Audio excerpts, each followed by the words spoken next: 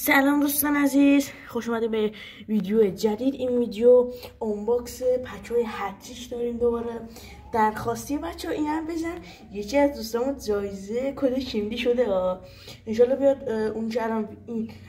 این ویدیو رو ببین آقای آرش گیم پلی.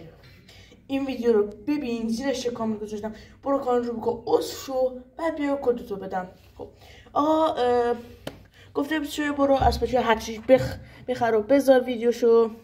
من گفتم بخرم بچه. این ترکیب رو خدایش ترکیب میبینی بهتر دست شد. اول از کدوم پچ شروع کنیم؟ میگم محمد صلاح. خب پولون برا من که دیگه نرجه، برا من نه. اوه باز شد بچه. یه شماره چنده ببینم. اوه مای گاد چی میگی؟ خب شماره 8 از الهلال میلینکوویچ ساویچ بود به نظرم. آره یه جانسینای گبرومس. آره بابا روبن نوس بود چه ساویچ. خب کارت بعدیمون شماره چنده؟ شماره چنده این؟ 17. آره نظرم آره خود شماره 17. وای در نمیاد. یه دقیقه من دوربینو حل کنم بچه، یه دقیقه نجاش میدارم. آره بچه دوربینم حل شد. شماره 17 هست آرسنال.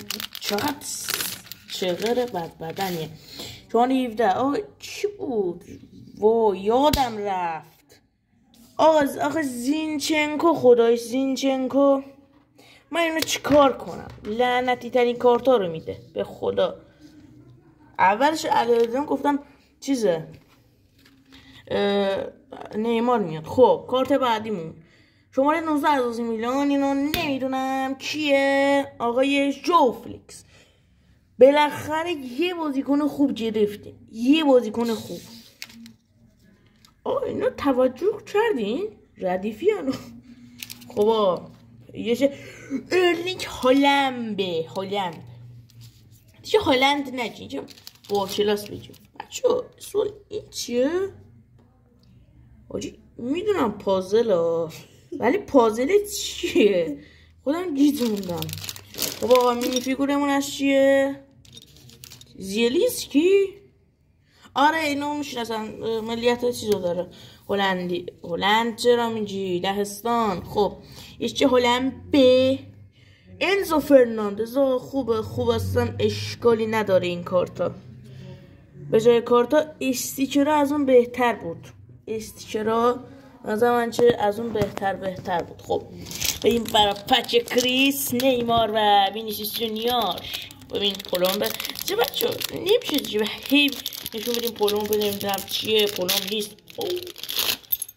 وای افتاد همونجا. شماره آرسنالی ها منو ول میکنی خواهشن منو ول میکنین. رایا داوید رایا. میرم پچ خالی رو میجردم. سیتی. آره کوینه. این کوین دیبراینه میشناسم من.